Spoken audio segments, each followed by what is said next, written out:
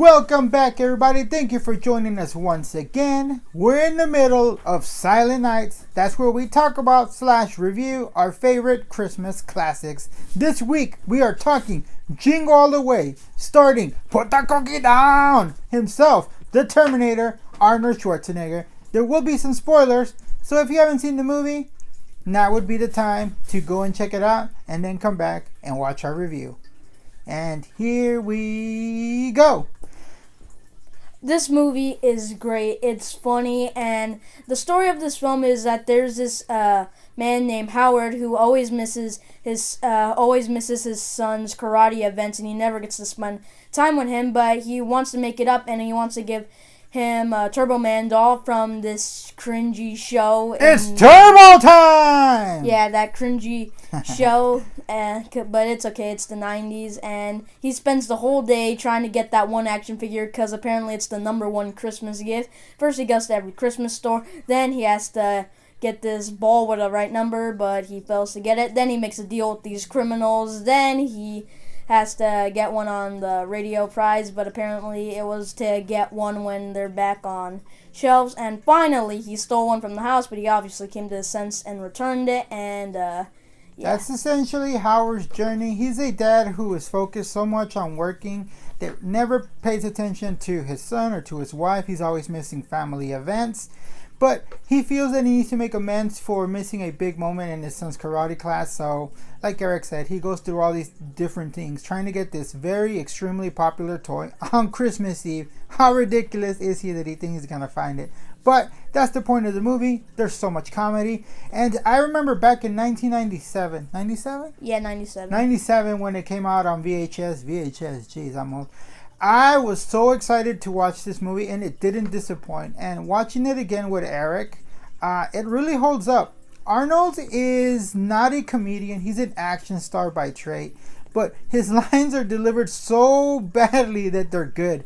Even when they're not supposed to be funny, they made me laugh. And I really enjoyed just about everything about this movie. There is some cringy acting, but I think it really fits in with the 90s theme, it being a 90s movie, and the whole wackiness of the movie. And remember, you're my #1 customer. You're my #1 customer. Yeah, that's his number. That's his trademark saying when he's speaking to his customers on the telephone. He's so wrapped up in his work that he even says it to his wife when they're about to hang up. And he even says sorry.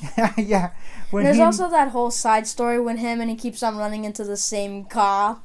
Oh yeah, there's a police officer which he gets a ticket for trying to get to his son's karate ceremony where he's going to get the purple belt, I believe.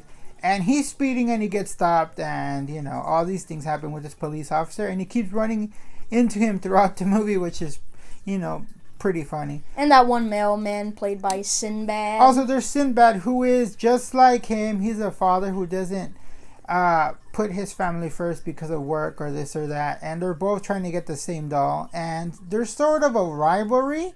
And I guess it's implied that maybe Sinbad plays the villain, but to me they're both the villain because they're both essentially the same person, put other things in front before their kids. And coming from a father/child perspective, I can really unidentify with them, if that makes any sense. Because, your job is looking after us. And I think I get that done pretty well. Wouldn't you say?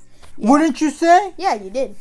Joking. Anyway, so I really enjoy this movie, and I like how it culminates at the end at the yearly Christmas parade, and it's Turbo Man is a featured act, and somehow Howard accidentally runs into the area where they're staging the actors, and they think he's a replacement actor. And how'd you like all that? That was actually pretty coincidental, and I'm sure the person who was originally supposed to be the Turbo Man on the parade had training with the jetpack thing. Exactly. Actually, it's mentioned that he had some kind of accident, and he's essentially brain dead.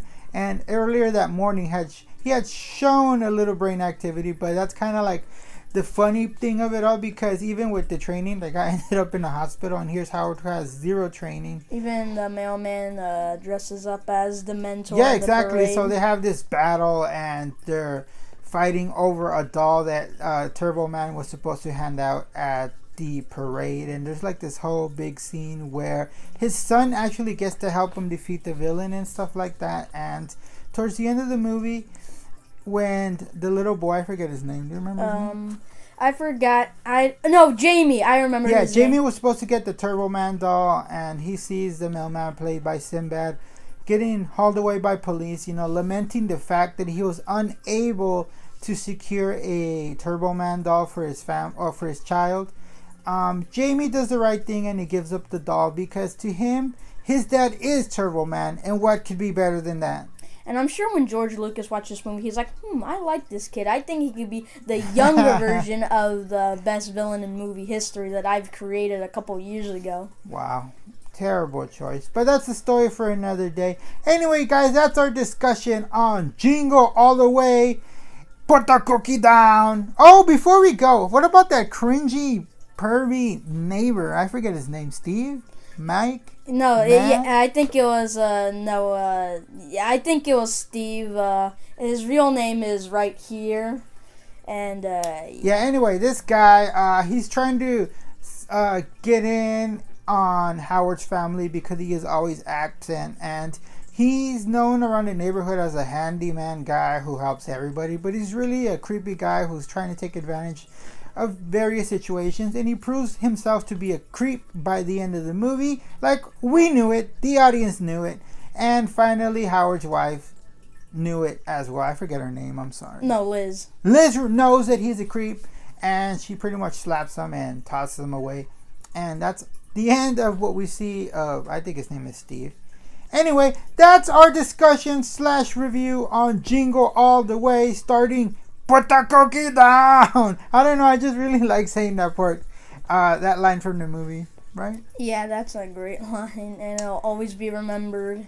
As Arnold's one of his greatest lines, along with "Hasta la vista, baby." But I think "Put the cookie down" is up there as well. Anyways, don't forget to like, share, and subscribe. Comment down below. Have you seen this movie? Were you excited as I was when it came out back in the day? Have you seen it since? Does it hold up? Leave all your thoughts down below. For now, that is all.